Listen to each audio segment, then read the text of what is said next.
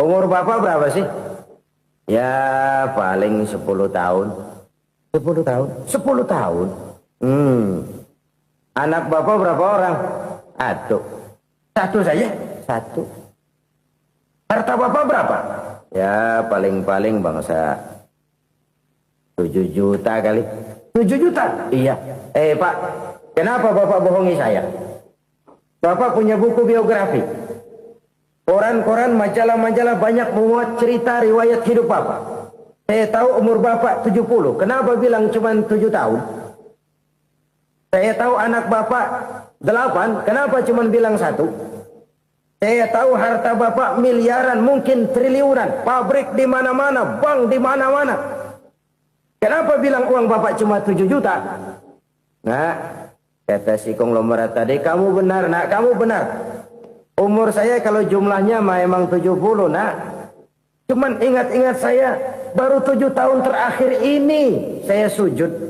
Baru 7 tahun terakhir ini saya berusaha dekat dengan Allah. Saya laksanakan perintahnya, saya jauhi larangannya. 7 tahun inilah rasanya yang ada nilainya di hadapan Allah. Yang 63 tahun matong, kelabu, kelem umur gue. Habis untuk maksiat, untuk munkarat. Maka ketika ditanya tadi, umur saya 7 tahun itu. Oh begitu Pak. Oh iya. Lalu anak Pak. Anak bapak kan 8. Kenapa bilang cuma 1? Nah, kalau jumlah hitungannya memang anak saya 8. Tapi dari 8 orang ini rasanya cuma 1 nih. Yang bakal jadi buah hati, belahan jantung. Pelanjut cerita, penerus sejarah. Bakal jadi anak soleh yang akan mendoakan saya. Cuman 1 rasanya anak saya ini yang bakal jadi buah hati saya. Besar-besaran saya. Yang akan mendoakan di kubur saya. Yang akan mendoakan di akhirat saya. Yang 7 orang mana? Masya Allah. Yang 1 tenggeng. Yang 1 nyekek botol mulu. Yang 1 nggak karu-karuan. Makanya saya bilang 1 anak saya yang akan bisa mendoakan saya. Oh begitu Pak. Iya. Nah harta Pak. Harta bapak kan triliunan. Pabrik bapak di mana-mana. Uang bapak hampir di tiap bank-bank besar. Kenapa bilang cuma 7 juta? Betul kau nak. Harta saya kalau jumlahnya memang miliaran, triliunan mungkin. Tapi yang saya ingat baru 7 juta tuh yang saya belanjakan di jalan Allah. Saya nyumbang masjid. Saya santuni yatim piatu. Saya bantu pembangunan pesantren. Saya bantu pembangunan rumah sakit Islam. Itu yang akan saya bawa pulang ke akhirat. Yang 7 juta itu. Yang triliunan itu nanti akan diperebutkan oleh anak-anak saya sebagai waris saya.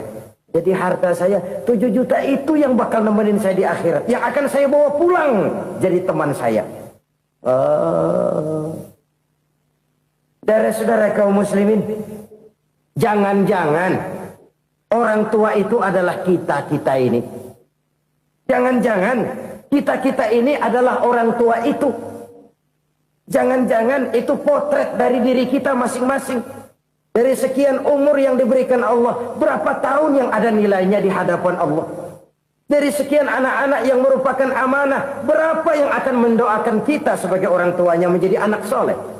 Dari sekian banyak harta yang diberikan Allah, berapa yang akan kita bawa pulang menghadapnya nanti, yang kita belanjakan di jalan Allah. Ini sebuah potret kehidupan. Karena itu kita kembali kepada la haula wa la quwata illa billah. Kita wajib berusaha, kita wajib berikhtiar. Selebihnya segala daya dan kekuatan hanya milik Allah saja semata-mata. Satu kesadaran batin dari setiap pribadi muslim. Setelah ia berusaha dan berikhtiar, ia menyerahkannya kepada Allah Subhanahu wa ta'ala. Jadi satu sisi ini merupakan wiridan ucapan yang mengandung pahala. Pada sisi lain ini merupakan sikap batin dari seorang muslim di dalam ia menghadapi realitas kehidupan ini. Saudara-saudara kaum muslimin rahimakumullah. Kalau ini kita jadikan satu basis kehidupan, maka ini akan menyelamatkan manusia dari kemungkinan tergelincir menjadi orang yang lupa diri dan lupa darat. Sebab itu Imamul Ghazali berpesan, jadidis safinah fa innal bahra amiq wa khuziz zad fa inna safara ba'id wa khaffifil hamla fa innal hamla sadid. Perbarui selalu kapalmu karena lautan sangat dalam. Bawa bekal yang banyak karena perjalanan ini sangat jauh. Ringankan beban karena kebanyakan beban akan menyakitkan. Alangkah indah kalimat ini, alangkah dalam makna yang terkandung di sana. Perbarui selalu kapalmu karena lautan sangat dalam. Apa artinya ini? Jaga mentalmu baik-baik. Pelihara imanmu baik-baik karena hidup penuh cobaan seperti lautan. Kita kalau berlayar di lautan kan kadang-kadang tenang, angin bertiup sepoi-sepoi basah. Jika malam datang bintang gemintang bertabur menghias cakrawala, rembulan memantulkan sinarnya dengan indah. Dalam keadaan begitu berlayar enak, tapi lain saat ombak menggunung, halilintar menyambar, angin topan bertiup. Berapa banyak sudah saudara-saudara kita yang tenggelam di lautan dunia tanpa sadar bahwa dia belum sampai kepada pantai yang akan dituju. Berapa banyak sudah saudara-saudara kita yang tenggelam di lautan dunia ini tanpa sempat bangkit lagi. Dia menyangka sudah sampai kepada tujuannya. Hati-hati kapal jangan sampai bocor karena lautan sangat dalam. Iman ini jaga baik-baik karena hidup penuh dengan ujian. Wa khuzizat fa inna safar ba'id. Bawa bekal yang banyak karena perjalanan sangat jauh. Saudara mau ke Bandung, bawa duit. Saudara mau ke Surabaya, banyakan lagi duitnya. Saudara mau ke Mekah, gepokan, iketan tuh duit nggak lembaran lagi. Makin jauh perjalanan, makin banyak bekal yang harus kita bawa. Kalau saudara dari Jakarta mau ke Surabaya, kagak bawa duit berangkat juga, itu sih bukan berani namanya, nekat. Sampai Surabaya belum tentu, sengsara di jalan udah pasti. Kenapa? Nggak bawa bekal berangkat. Sama juga kita nih, misalnya belum sempat sembahyang, mati.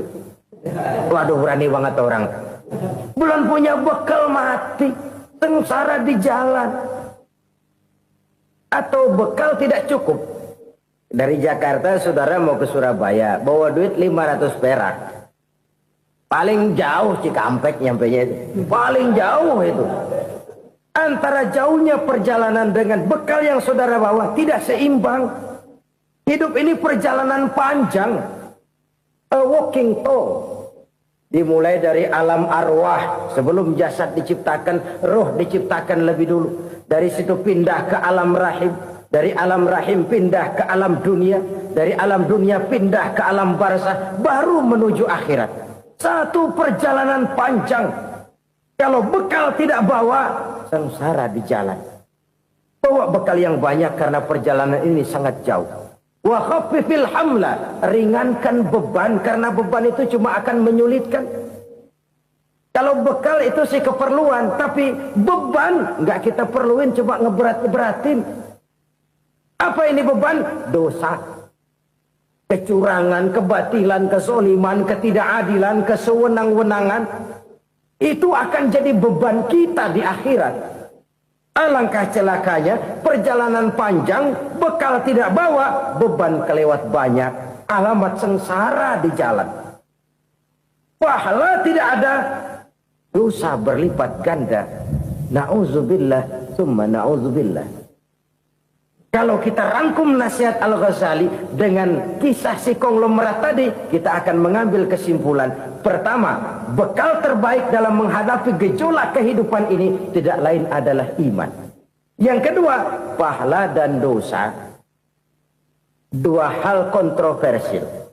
Pahala adalah bekal, dosa adalah beban. Tapi kita sekarang kan tidak begitu terangsang kepada yang abstrak. Orang berlomba mencari yang konkret-konkret saja. Yang real. Kalau memang dosa, benjol dong. Kira-kira begitu. Kira-kira begitu. Persis orang Yahudi dulu. Orang Yahudi itu kan pernah minta kepada Nabi Musa. Ya Musa, lan nu'mina laka hatta narallaha jahrah. Musa, kami nggak bakal mau beriman kepada Allah kalau belum kami lihat Allah ada nongkrong di depan kami. Kalau memang Tuhan ada, taruh dong di depan kami. Mau yang konkret-konkret saja. Kalau memang dosa, benjol dong. Kalau memang pahala, berasa dong. Orang terangsang kepada yang real, yang konkret-konkret saja.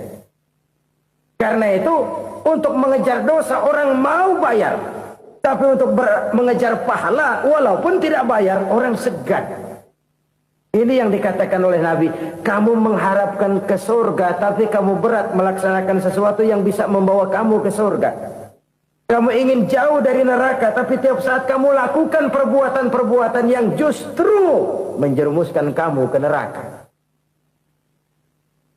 Idda'aitum an-najata minan nar wa ramaitum fiha anfusakum.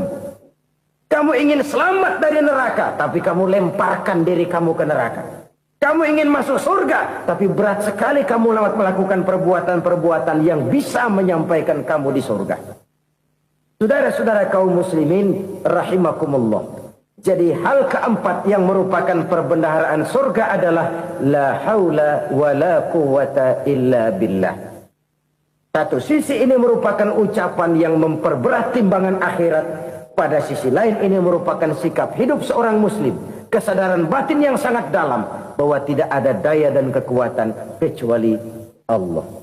Dan itu kita simbolkan pada saat memulai pekerjaan dengan Bismillah.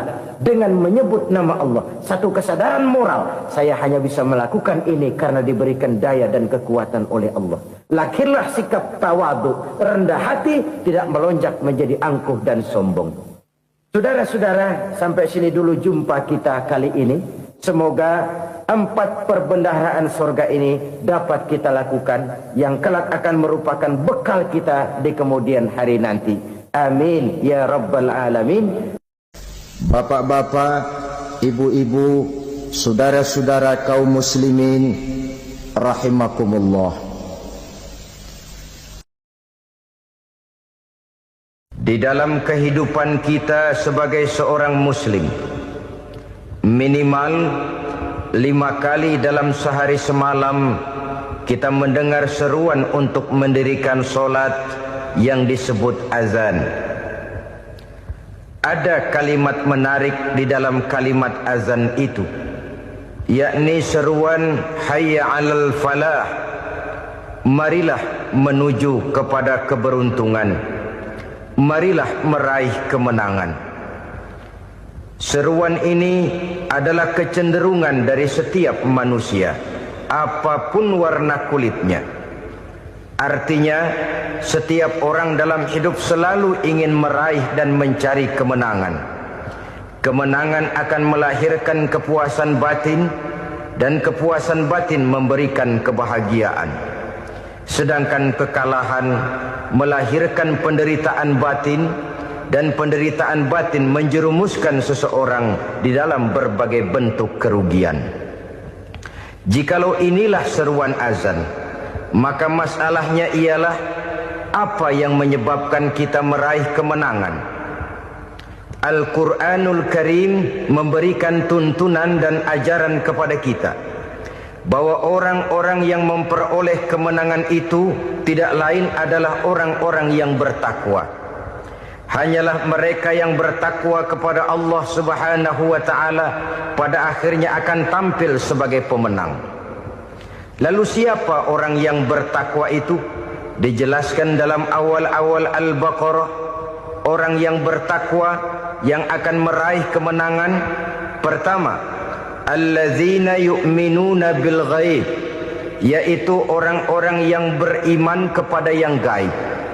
Percaya bahwa ada alam yang gaib, alam yang abstrak, alam yang tidak bisa dijangkau oleh salah satu daripada panca indera kita. Mereka percaya dan beriman kepada adanya malaikat, beriman kepada adanya iblis dan jin, beriman kepada adanya alam kubur, beriman kepada adanya alam mahsyar, beriman kepada adanya alam akhirat, beriman kepada adanya surga dan neraka. Beriman bukan cuma sekedar beriman dalam ucapan bibir saja, tetapi beriman yang nilai iman itu mampu mewarnai gerak dan gaya hidupnya. Iman yang meresap sampai ke tulang sumsum, kemudian memberikan dampak positif di dalam kehidupan manusia. Alam kita tahu adalah sesuatu yang selain Allah, dan Allah bukanlah alam. Apapun namanya selain daripada Allah itu adalah alam. Alam pada hakikatnya terbagi menjadi dua. Ada alam syahadah, alam nyata, alam konkret, alam yang bisa dijangkau oleh salah satu indera kita. Kemudian ada alam ghaib, alam yang tidak bisa dijangkau oleh panca indera kita. Alam metafisika, alam abstrak, alam yang wajib kita imani keberadaannya. Kita percaya bahwa malaikat itu ada. Kita percaya kepada jin, bahwa jin itu ada. Kita percaya kepada adanya iblis dan setan. Bukan percaya kepada iblis dan setannya, percaya bahwa iblis dan setan itu ada. Itu termasuk salah satu daripada sifat orang yang bertakwa kepada Allah. Saudara-saudara kaum muslimin rahimakumullah, kecenderungan pembangunan yang lebih bersifat materialistis biasanya menggeser aspek kehidupan rohani. Orang berpikir empiri, dan dalam pola pikir yang demikian maka alam gaib tidak lagi mendapat perhatian. Aspek kehidupan yang bersifat rohaniah malah mulai ditinggalkan. Akibatnya terjadilah kepincangan di dalam kehidupan kita. Pernah ada satu pengalaman pribadi. Dalam perjalanan kembali ke tanah air, dalam pesawat di sebelah kanan saya duduklah seorang Jerman namanya Heiner Simonsen. Iseng saya ajak kenalan, saya ajak ngobrol, saya tanya dia. Saya bilang, Mas Heiner ini, kalau pesawat yang kita tumpangi ini jatuh ke bawah, kira-kira apa yang bakal terjadi, Mas? Dia bilang, kita semua akan mati. Begitu? Iya. Oke. Apa itu mati? Tanya saya. Dia bilang, untuk tahu apa itu mati, kita harus tahu lebih dahulu apa itu hidup. Saya pikir nih bule bisa ngomong juga. Baiklah kata saya. Apa hidup menurut Anda itu?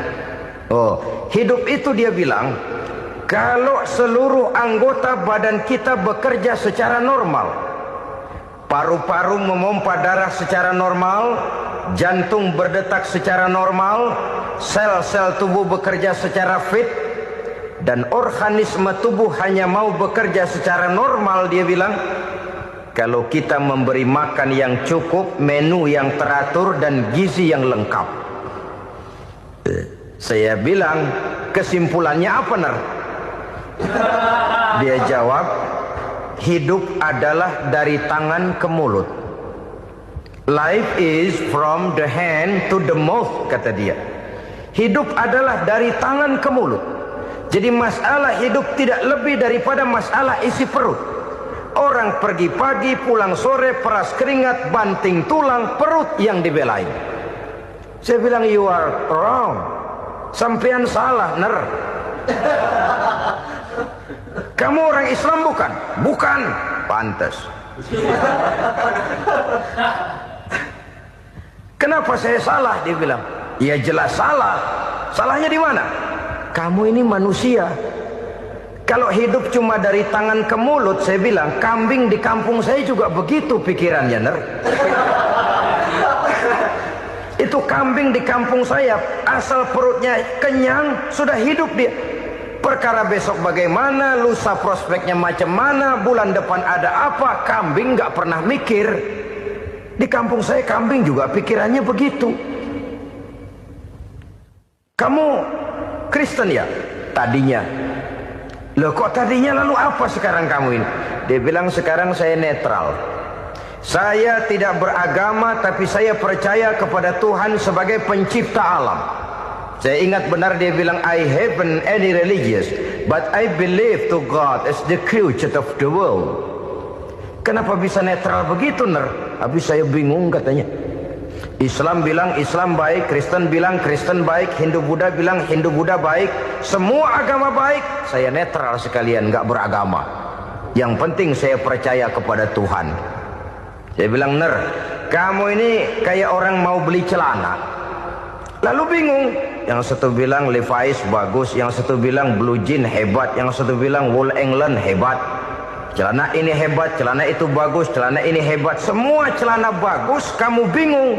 Akhirnya netral, tidak pakai celana.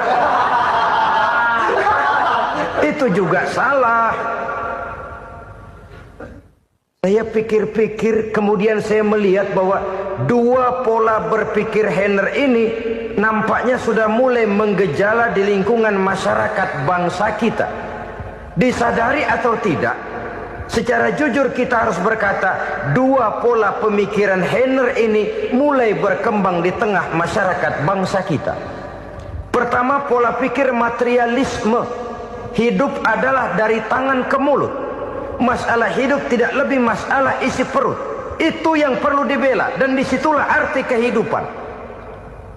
Pergi pagi, pulang sore, peras keringat, banting tulang untuk mempertahankan perut. Kalau sudah kemari cara orang berpikir, maka buat apa percaya kepada yang gaib? Untuk apa sholat? Untuk apa puasa? Untuk apa zakat? Untuk apa menghadiri majelis taklim? Tanpa kepercayaan kepada yang gaib, hidup berjalan menurut alur empiris dan materialis. Kalau sudah ke sana cara orang berpikir, biasanya orang lalu cenderung menghalalkan segala cara. Hanyalah orang yang percaya bahwa akhirat ada.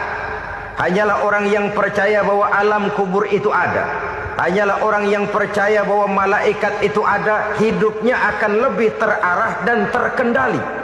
Karena kepercayaan kepada yang gaib, yang merupakan fase daripada kehidupan setelah hidup yang sekarang ini, mewarnai gerak pribadi seseorang di dalam dia melakukan kegiatan hidupnya.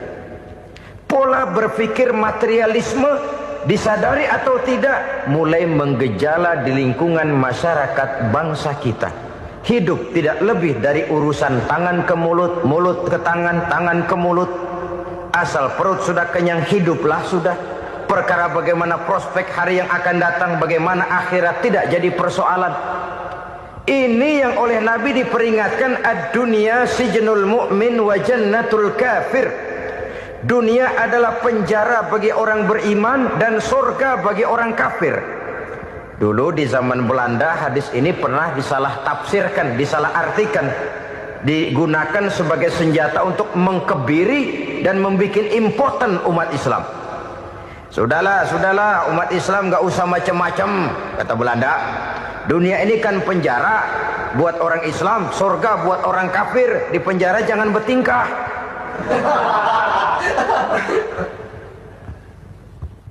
Pengertiannya tidak begitu. Dunia adalah penjara bagi orang mukmin. Artinya dalam kehidupan dunia seorang mukmin tidak bebas memperturutkan hawa nafsunya. Di penjara hawa nafsunya itu. Sebaliknya, surga bagi orang-orang kafir. Buat orang kafir, surgalah dunia ini. Mereka bebas memperturutkan hawa nafsunya. Dilarang tidak terlarang, dicegah pun tidak tercegah. Mereka hidup menurut alur bisikan nafsu mereka sendiri. Kemudian bila ajal datang, maut merenggut nyawa, selesailah surganya sampai di situ. Maka bagi orang-orang yang tidak percaya kepada adanya akhirat, kepada adanya alam gaib, surganya sebatas umurnya. Sekali lagi, surganya sebatas umurnya. Bila umur selesai, ajal pun datang merenggut nyawa, selesailah sudah surganya sampai di situ. Alangkah pendeknya perjalanan orang-orang yang tidak percaya kepada alam gaib ini. Bagi kita mukmin, jikalau kita mampu memenjarakan hawa nafsu, kita bisa bahagia di dunia ini. Dan Islam memang tidak menyuruh kita sengsara di dunia. Raih dunia, kejar dunia, gapai dunia sebagai alat untuk mencapai kebahagiaan di akhirat nanti. Hidup adalah satu perjalanan panjang yang terbentang sejak kita terlahir dari alam rahim sampai kepada alam akhirat nanti. Andai kata kita gagal meraih kebahagiaan di dunia, toh kita masih punya akhirat. Tapi jangan jadi dalil yang melemahkan semangat. Biarin dah kita di dunia kebelangsak, yang penting akhirat. Akhirnya dunia benar-benar kebelangsak. Bagaimana dunia ini bisa kita raih, dan bagaimana meraih dunia untuk menunjang kepentingan akhirat nanti. Yang kedua, dari pikiran Heiner yang saya lihat menggejala di lingkungan masyarakat bangsa kita, timbulnya manusia-manusia netral. Seolah-olah Tuhan yes, agama no. Sama Tuhan percaya, agama ogah. Tuhan ngangguk, giliran agama godeng.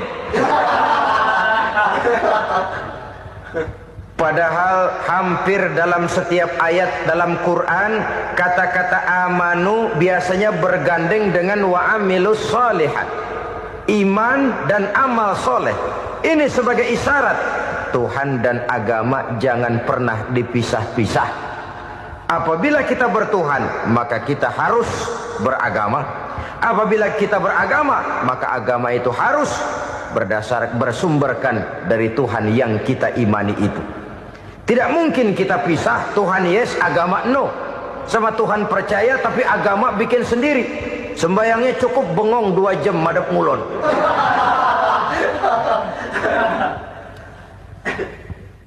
Saudara-saudara kaum muslimin rahimakumullah.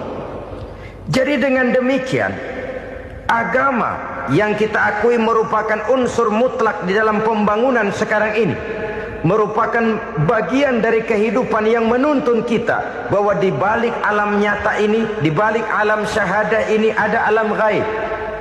Dan mudabbir, murabbi, yang mengatur, yang menguasai, yang memelihara baik dia alam nyata, baik dia alam gaib, tidak lain adalah Allah Subhanahu wa taala.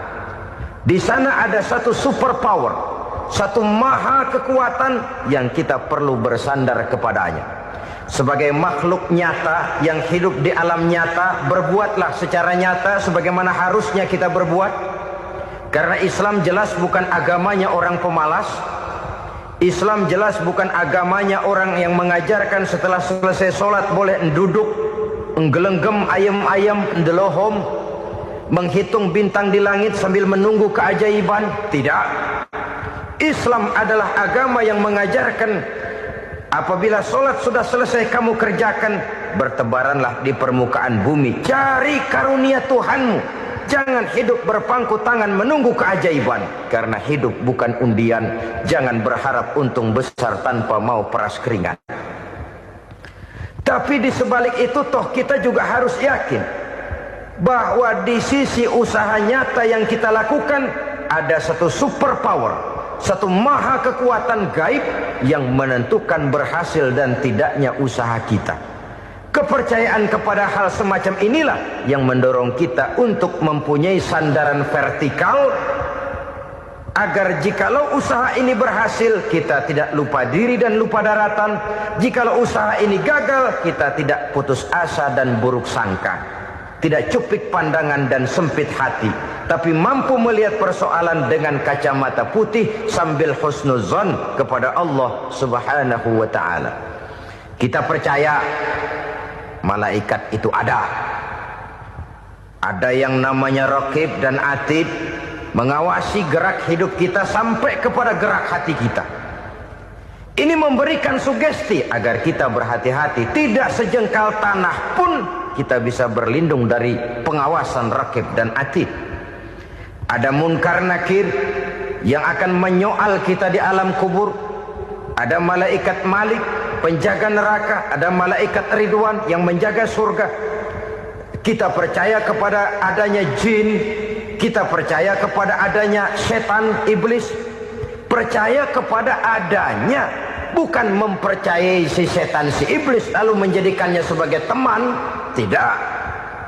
Percaya bahwa mereka itu ada dan merupakan makhluk Allah yang gaib, yang diciptakan Allah Azza wa Jalla.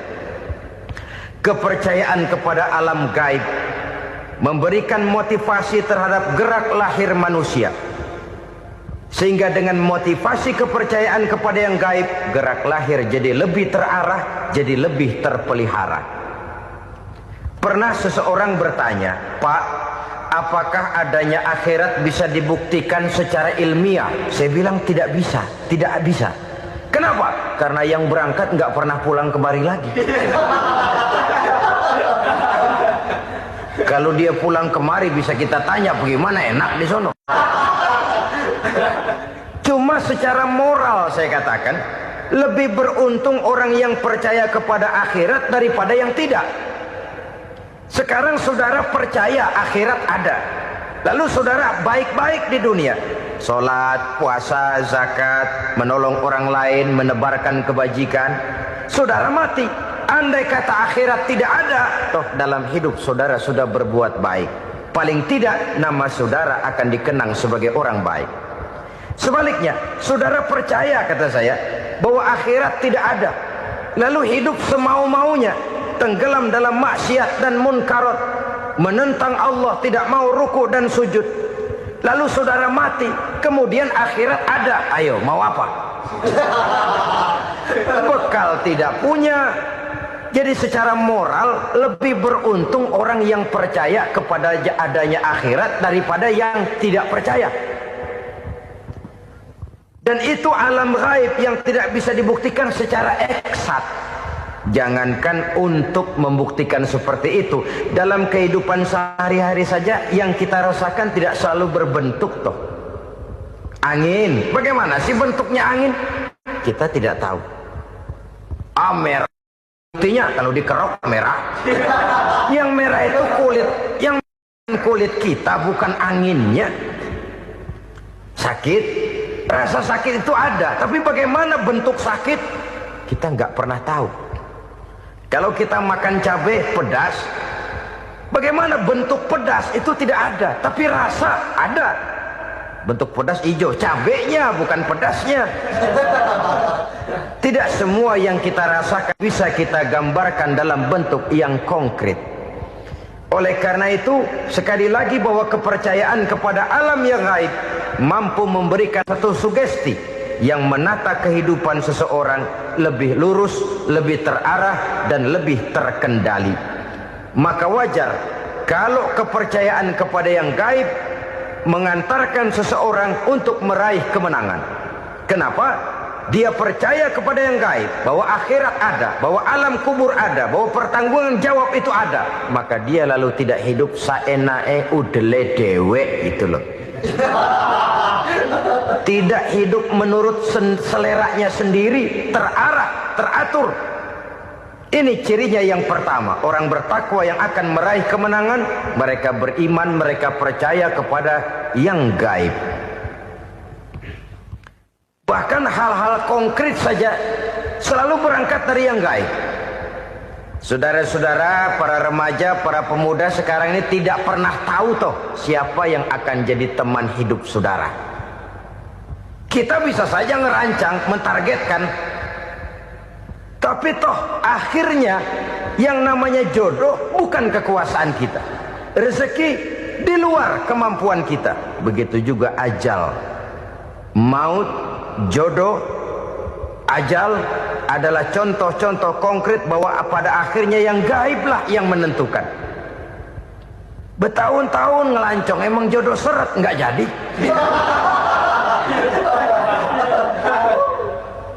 Begitu kenal baru setengah malam nginep ditangkap hansip kan. Hal-hal semacam itu kadang-kadang kita berpikir suuzon, gile, perempuannya cakep banget, lakinya rebek amat. Memang begitulah jodohnya. Memang begitulah jodohnya. Saudara hadirin ma'asyiral muslimin yang saya hormati, jadi hal-hal yang konkret saja kita yakini sepenuhnya ditentukan oleh satu superpower yang gaib itu tadi. Dari sanalah segala ketentuan itu berangkat dan kesanalah segalanya akan kembali. Maka kepercayaan kepada yang gaib meluruskan gerak hidup seseorang dan itu akan mengantarkan dia kepada meraih kemenangan. Satu. Yang kedua, wa yuqimuna shalah. Orang bertakwa yang akan meraih kemenangan itu adalah orang-orang yang mendirikan sholat. Kenapa solat mengantarkan orang untuk meraih kemenangan? Yang jelas, inna solata tanha anil fahsya'i wal munkar. Solat mampu mencegah manusia dari perbuatan keji dan munkar. Banyak filsafat hidup yang terkandung di dalam solat ini. Sejak kita wudhu, sampai kita menghadap ke arah kiblat, sampai kita melakukan gerak-gerak solat, bacaan-bacaan yang ada di dalam solat, lalu sampai kepada mengucapkan salam. Banyak filsafat hidup yang terkandung di dalam solat. Umpamanya saja, setelah takbiratul ihram, mulai kita dengan solat dalam posisi berdiri. Diajarkan dalam kitab-kitab fikih agar kita melihat ke arah tempat sujud. Ini kan filsafat kehidupan. Kalau kamu solat dalam posisi berdiri, lihat tempat sujud. Jangan solat mata jelalatan, sebab nanti bisa mengurangi kekhusyuan. Jadi wajar kalau yang dikatakan bahwa yang paling afdol adalah soft yang di depan. Kenapa? Secara harfiah pengertiannya akan lebih mengundang kekhusyuan. Kenapa? Kalau kita di soft paling depan, di masjid umpamanya paling banter kita lihat tembok. Tapi kalau kita soft di tengah atau di belakang, orang-orang di depan kita pun akan kelihatan. Yang bajunya loreng, yang bajunya genggang, yang bajunya macam-macam. Kita lihat, kadang-kadang kita pikirin, ada yang bajunya bolong. Kita sholat tapi dalam hati, ini orang bajunya robek yang nggak tahu apa. Ada saja hal-hal yang mengusik kekhusyuan kita. Oleh sebab itu diajarkan dalam posisi berdiri, lihat, arahkan pandangan matamu kepada tempat sujud. Ini kan filsafat kehidupan. Maksudnya apa? Kalau lagi diri, lihat dong tempat sujud. Kalau udah di atas, ingat dong sama yang bawah. Kalau sudah tinggi, ingat dong dari mana kamu berangkat. Kalau sudah berkuasa, bantu dong yang lemah. Kalau sudah kaya, santuni dong yang miskin. Kalau sudah alim, bimbing dong yang awam. Ini filsafat kehidupan. Dalam posisi berdiri, kau lihat tempat sujud. Ini akan melahirkan kepekaan sosial, di mana seseorang mau tahu kepada orang lainnya. Bagaimanapun kaya kita, tinggi pangkat dan jabatan kita, jikalau hidup hanya untuk kepentingan perut sendiri saja, rasanya belum membawa manfaat di dalam kehidupan kita. Tapi efek yang tertinggi sesungguhnya, solat mencegah manusia dari perbuatan keji dan munkar. Perbuatan keji dan munkar, walaupun kelihatannya mendatangkan uang, membawa keuntungan, tapi itu keuntungan semu, keuntungan sementara. Dengan menipu orang lain kita bisa dapat untung, tapi tidak membawa berkah. Dan itu adalah kerugian besar dalam kehidupan kita. Maka untuk meraih kemenangan, harus dimulai dengan membentuk kepribadian yang tegar, memiliki sandaran vertikal yang langsung kepada Allah Subhanahu wa ta'ala. Dan itu hanya bisa kita tempuh melalui jalur ibadah formal yang sudah ditentukan Allah, yakni solat yang 5 waktu.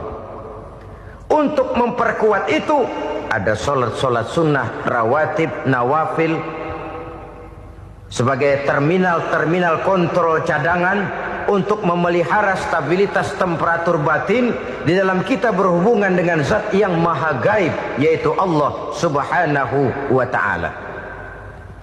Orang sering bertanya, Pak, itu tetangga saya nggak sholat, duitnya nggak habis-habis, Pak. Nggak sholat tapi mobilnya tambah terus. Nggak sholat tapi usahanya makin maju. Tapi di sisi lain ada orang yang rajin sholat, rezekinya butak bener.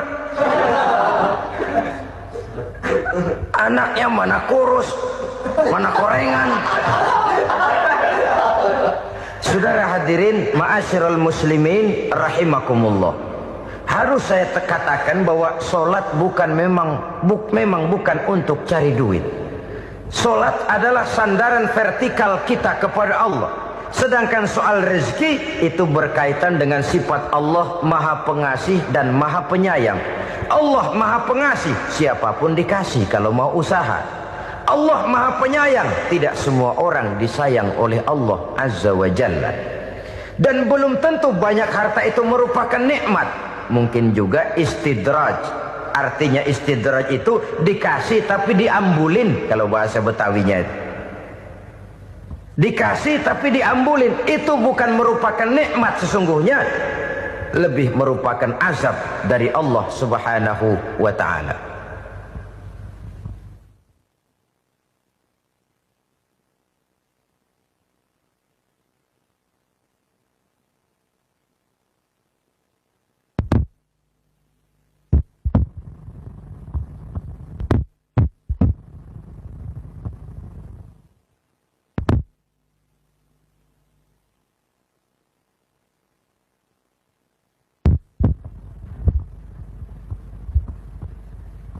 Agama mempunyai sistem solat, dan kita umat Islam telah dituntun oleh Allah Subhanahu wa ta'ala yang wajibnya 5 kali dalam sehari semalam mendirikan solat, dan itu tentu berada dalam jangkauan kemampuan manusia.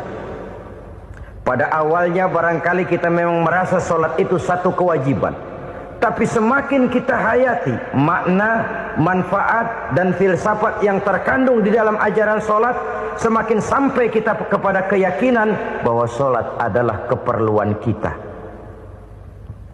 Sehingga pada waktu tertentu dinilai puncaknya, kita tidak lagi akan berkata, saya wajib solat, tapi kita akan berkata, saya perlu solat.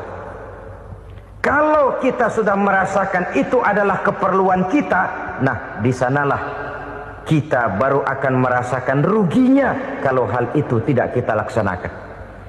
Sepanjang kita masih berkata saya wajib sholat, kita akan lebih merasakan dia sebagai beban ketimbang sebagai keperluan. Yang jelas Allah tidak memerlukan ibadah yang kita laksanakan ini. Dengan kata lain, andai kata satu dunia penuh ini orang tidak ada yang sholat satu pun, Allah tidak akan turun dari jabatan Tuhan. Jangan lalu berpikir kalau kita ngambek se-RW kagak sembahyang Tuhan tekor kali ini ya. Tentu tidak. Itu perlunya kita, bukan perlunya Allah. Dan pada induknya kita akan berkata saya perlu agama. Kalau secara induk kita sudah memerlukan agama, maka konsep-konsep yang ada di dalam ajaran agama itu pun adalah juga merupakan keperluan kita. Baik dia bernama sholat, baik dia bernama puasa, baik dia bernama zakat, baik dia bernama haji, seluruhnya adalah keperluan kita. Dan sesuatu yang kita perlukan apabila tidak kita laksanakan akan melahirkan kerugian di dalam kehidupan. Jangan heran kalau kita membaca riwayat perjalanan hidup para salafus soleh, orang-orang soleh. Ada yang tahajud sampai 100 rakaat, ada yang sholat malam kakinya sampai bengkak.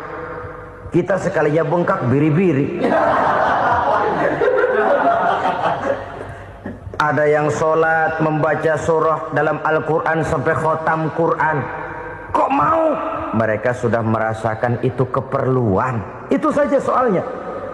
Satu saat pun jikalau kita merasa bahwa itu keperluan saya, kita pun akan melaksanakan seperti itu.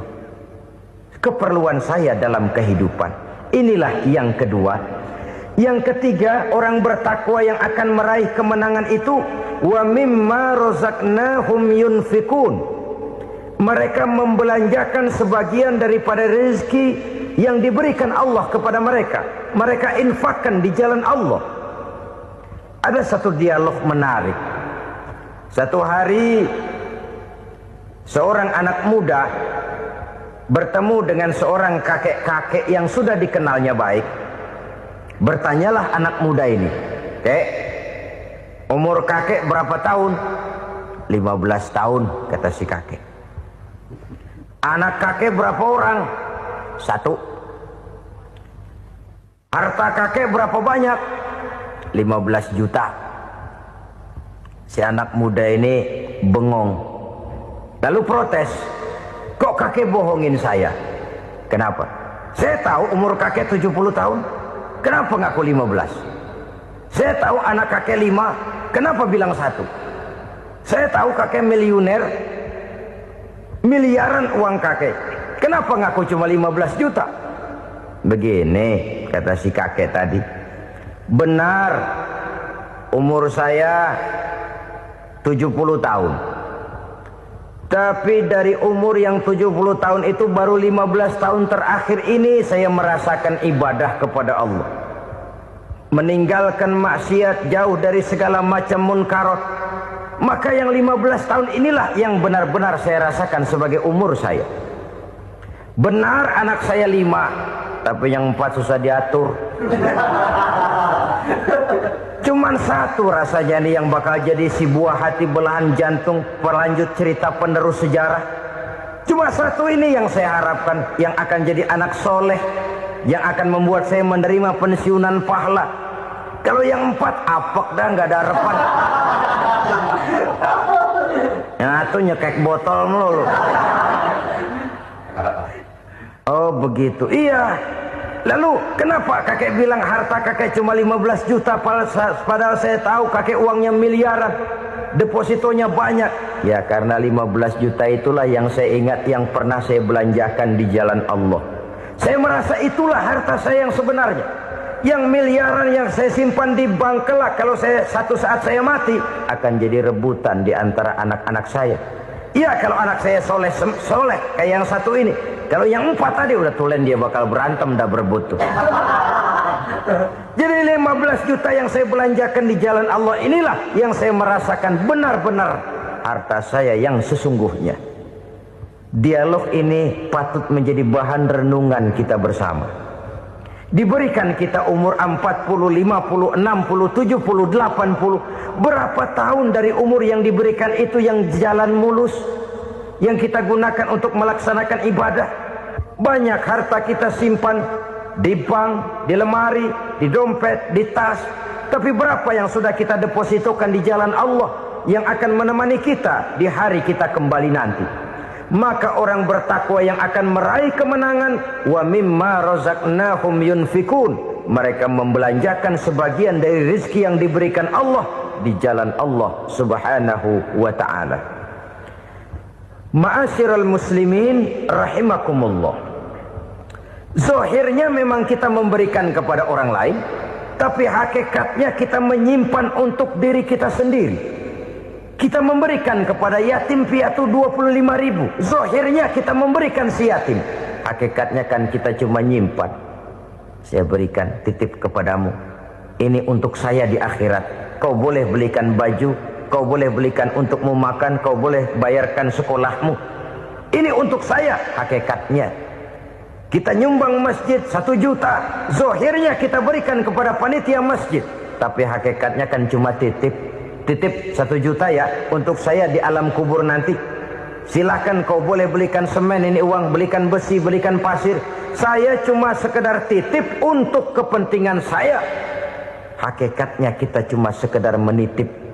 Sebagaimanapun pada hakikatnya, apapun yang kita miliki dalam kehidupan kan cuma sekedar hak guna pakai, bukan hak milik mutlak.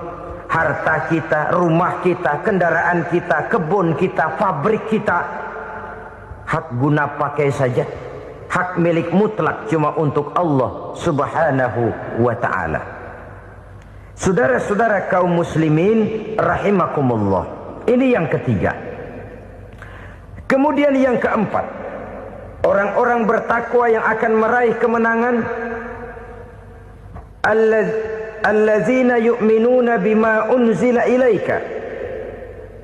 Mereka yang beriman, mereka yang percaya kepada apa yang telah diturunkan kepadamu Muhammad, ay Al-Quran, yakni Al-Quranul Karim. Setelah percaya kepada yang gaib, mendirikan solat, kemudian menginfakkan sebagian dari rezeki yang diberikan Allah, mereka juga lalu percaya kepada yang diturunkan terhadap Nabi, yaitu tidak lain Al-Quranul Karim. Sekali lagi di sini, percaya bukan hanya sekedar percaya saja, tetapi percaya lalu menjadikan Al-Quran itu sebagai pedoman hidup. Sebab memang Al-Quran itu adalah GBHM, garis-garis besar haluan muslim. Apa yang harus kita lakukan, apa yang harus tidak kita lakukan, bagaimana mestinya kita bertingkah laku dan berbuat? Seluruhnya tercantum di dalam Al-Quranul Karim. Itu sebabnya ketika satu hari Aisyah ditanya, bagaimana akhlak Rasul? Beliau menjawab, kana Rasulullah sallallahu alaihi wasallam khuluquhul Quran. Akhlak daripada Rasulullah tidak lain adalah Al-Quran. Jawaban simpel ini memberikan gambaran bahwa keseluruhan daripada konsepsi Quran sudah diterjemahkan dalam kehidupan Rasulullah sallallahu alaihi wasallam. Karena kita tahu akhlak adalah keseluruhan dari gerak hidup manusia. Sejak ia berpribadi, berumah tangga, bertetangga, bermasyarakat, sampai kepada berbangsa dan bernegara, Al-Quran tetap memberikan sentuhan nilainya. Oleh karenanya, orang-orang yang bertakwa adalah orang-orang yang menjadikan Al-Quran sebagai pedoman dalam kehidupannya. Dan kita yakini Al-Quran diturunkan kepada Nabi Muhammad bukan merupakan produk Nabi Muhammad. Isi dan redaksinya langsung dari Allah Subhanahu wa ta'ala. Kemudian cirinya yang kelima, orang bertakwa yang akan meraih kemenangan itu, wa ma unzila min qablika. Tidak hanya sekedar percaya kepada yang diturunkan terhadap Nabi Muhammad yaitu Al-Quran, mereka juga percaya kepada apa yang pernah diturunkan kepada para nabi, kepada para rasul sebelum Nabi Muhammad. Percaya kepada adanya suhuf, percaya kepada adanya Taurat, percaya kepada adanya Injil, percaya bahwa Allah dahulunya sudah menurunkan Taurat kepada Musa, percaya bahwa Allah sudah menurunkan Injil kepada Isa, percaya Injil ada, Taurat ada, diturunkan Allah untuk Isa dan Musa, tetapi tidak wajib mengamalkannya karena kita sudah diberikan Al-Quranul Karim. Ini yang perlu saya garis bawahi. Kita percaya Allah telah menurunkan Injil dahulu kepada Isa. Kita percaya bahwa Allah telah menurunkan Taurat dahulunya kepada Nabi Musa. Kadang-kadang ini dijadikan dalih, dikacaukan pengertiannya. Quran saja mengajarkan bahwa orang yang bertakwa harus percaya kepada Injil, maka pakailah Injil. Apalagi kalau ayat sebelumnya ditilap, dihapus, dihilangkan, Injilnya yang ditekankan, maka akan terjadilah penekanan yang salah arah. Karena salah arah akhirnya bisa merusak dan menghancurkan akidah. Ketika Rasul suatu saat pernah ditanya orang, ya Rasul, bagaimana sikap kita sebagai muslim terhadap Injil yang ada sekarang? Beliau menjawab, la tukadzibuhu jami'an wa la tusaddiquhu jami'an. Jangan didustakan seluruhnya, jangan juga dibenarkan semuanya. Artinya, ini sudah merupakan gambaran dari Rasul bahwa dalam Injil yang ada sekarang masih ada ajaran-ajaran tauhid yang dibawa oleh Nabi Isa dan diajarkan kepada umatnya. Tapi juga dalam Injil yang sekarang ini sudah terkena intervensi dan investasi manusiawi. Karena itu Rasul menyimpulkan, la tukadzibuhu jami'an wa la tusaddiquhu jami'an. Jangan didustakan semua, jangan dibenarkan seluruhnya. Kita memang percaya Allah telah menurunkan Injil kepada Nabi Isa dulu, tapi kita tidak wajib mengamalkan Injil.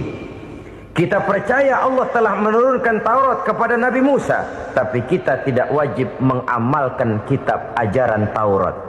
Yang wajib kita percayai dan kita amalkan hanyalah Al-Quranul Karim. Kenapa? Oleh karena baik yang ada di dalam Taurat, baik yang ada di dalam Injil, tentu tercakup di dalam Al-Quran sebagai kitab terakhir yang diturunkan oleh Allah Subhanahu wa ta'ala. Dan itu wajar. Kalau seorang pejabat mau mengeluarkan satu keputusan baru, tentu dia harus meninjau keputusan-keputusan lama. Andai kata dianggap tidak berlaku, dianggap tidak relevan lagi, maka keputusan-keputusan lama itu tentu sudah dianggap tidak berlaku. Sebagian daripada aturan-aturan dalam keputusan lama yang masih dianggap relevan tercantum dalam keputusan baru yang wajib diamalkan.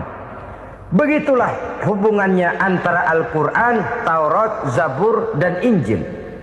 4 kitab samawi yang diturunkan Allah masing-masing kepada Zabur untuk Nabi Daud, Taurat untuk Nabi Musa, dan Injil untuk Nabi Isa alaihi wassalatu wassalam. Ketiga-tiga kitab itu kita percayai adanya. Kita yakini Allah telah menurunkan Zabur, Taurat, dan Injil. Tapi kita tidak wajib mengamalkannya. Yang wajib kita mengamalkannya sekarang ini tidak lain hanyalah Al-Quranul Karim saja. Karena ia mencakup apa yang ada di dalam Zabur, apa yang ada di dalam Taurat, dan apa yang ada di dalam Injil. Keotentikannya bisa dipertanggungjawabkan. Ya, tapi kan Nabi Muhammad sudah mati 14 abad yang lalu. Dan di zaman beliau Al-Quran kan belum dikodifikasikan, belum ditulis. Bagaimana keotentikannya bisa dipertanggungjawabkan? Mudah saja. Allah berjanji, inna nahnu nazzalna dzikra wa inna lahu lahafizun. Kami yang menurunkan Al-Quran dan kami yang akan menjaga dan memeliharanya. Allah turunkan Quran, Allah menjaganya. Bagaimana cara Allah menjaga Al-Quran itu? Banyaknya orang-orang yang hafaz Al-Quran. Hafaz Al-Quran 30 juz, 114 surah, 6.666 ayat. Sehingga jangankan satu kata, jangankan satu ayat, satu kalimat saja berubah, sudah akan timbul reaksi dan mudah dimengerti. Kenapa? Banyak orang-orang yang hafaz Al-Quran. Sedangkan pada setiap akhir tahun biasanya malaikat Jibril selalu mengadakan checking terhadap ayat-ayat yang diturunkan pada waktu itu. Di zaman Nabi sendiri sudah ada usaha kodifikasi. Dan yang lebih luar biasa lagi, sampai hari ini tidak seorang pun mampu membuat satu ayat saja semacam Al-Quran. Ke bahasa manapun dia diterjemahkan, naskah aslinya tetap ikut. Rujukan dasarnya tetap ada. Berdasarkan itu, maka tidak mungkin terjadi penyelewengan terhadap atau pemalsuan terhadap ayat-ayat Al-Quranul Karim. Kesuciannya, keotentikannya, kemurniannya bisa dipertanggungjawabkan. Ma'asyiral muslimin rahimakumullah. Oleh karenanya, konsepsi dasar daripada ajaran Islam ini memang tidak lain adalah Al-Quran dan Sunnah. Isi daripada agama Islam yang merupakan iman, Islam, dan ihsan, konsepsi dasarnya tidak lain adalah Al-Quran dan Sunnah Rasulullah Sallallahu Alaihi Wasallam. Maka yang kita perlukan sekarang ini adalah terjemahan Al-Quran di dalam kehidupan kita. Dengan demikian, maka gaya kehidupan yang lebih Qur'ani itulah yang kita dambakan. Kita perlu memang terjemahan Quran dalam bahasa Inggris, dalam bahasa Belanda, dalam bahasa Jepang, tapi yang lebih kita perlukan adalah terjemahan Quran di dalam kehidupan kita. Konsekuen, tidak memanipulasi, ringan sama kita jinjing, berat sama kita pikul. Jangan kalau lempengan ayat Quran tuh kira-kira enak diamalin, keras teriakan kita. Giliran kira-kira ayat Quran itu mukul kepala kita sendiri, diam kita. Itu ciri yang pernah disindir Allah dalam awal-awal Baqarah juga. Ciri beragamanya orang yang munafik. Kullama adha'a lahum masyawfih, kata Allah. Wa iza azlama alaihim qamu. Apabila terang mereka jalan, apabila gelap mereka berhenti. Artinya, kalau kira-kira di Islam nguntungin, rame-rame pada teriak Islam. Tapi ketika diminta untuk berjuang, ketika dituntut untuk berkorban, rame-rame mengundurkan diri. Nasib agama tidak ubahnya seperti daun pisang yang dikait orang di tepi jalan lantaran tak berpayung di ketika hari hujan.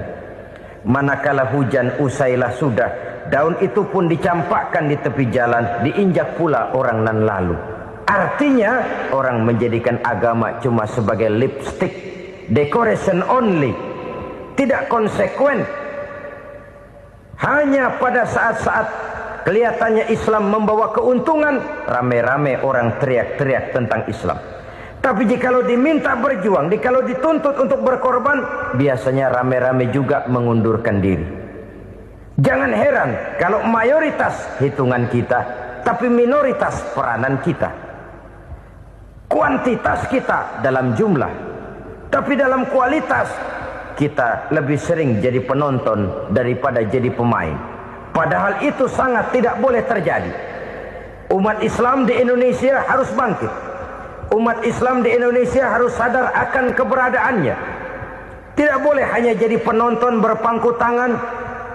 Karena memang agama kita juga mengajarkan untuk konsekuen di dalam menjabarkan ajaran-ajaran daripada agama kita. Kita sering jatuh menjadi umat yang lemah. Oleh karena kita ini tidak pandai menggalang kebersamaan yang diakibatkan tidak konsekuennya kita. Diistilahkan bahwa umat Islam di dalam menggalang kebersamaannya itu harus seperti orang main sepak bola. Saudara-saudara kan tahu orang main sepak bola itu. Orang main sepak bola, kalau pertandingan belum dimulai sih silakan saja kumpul di luar lapangan, atur strategi yang baik. Tapi kalau pertandingan sudah dimulai, turun ke lapangan hijau, jangan kumpul terus. Ada sepak bola gotong royong, mundur-mundur rame-rame, depan ke depan kumpul melulu mainnya. Kalah. Orang main sepak bola itu ya harus ada penyerang tengah, harus ada penjaga gawang, harus ada strikernya, harus ada kiri luarnya, kanan dalamnya yang jadi backnya. Posisi boleh bermacam-macam, tapi yang penting saling ngoper untuk menggolkan gawang lawan. Begitulah umat Islam ini. Boleh ada yang jadi pejabat, boleh ada yang jadi pengusaha, boleh ada yang jadi petani, silakan ada yang jadi seniman, ada yang jadi penyair, ada yang jadi artis sekalipun. Tapi kalau sudah berhasil menguasai bola, jangan lupa operannya. Operan itu yang langka. Kita ini muslim kadang-kadang kalau sudah memegang menguasai bola, kalau belum mau mampus, belum mau ngoper. Nanti kalau sudah nggak punya bola, baru mau ngoper. Kalau sudah dengar-dengar mau dekat pensiun, baru mau jihad, baru mau berjuang, baru mau ngurus pesantren. Tanda tangan sudah tidak laku, memo sudah tidak dihargai, baru mau berjuang. Kemarin kemana mas? Kita tidak pandai memanfaatkan posisi. Dengan kata lain, kalau kembali kepada persoalan kita,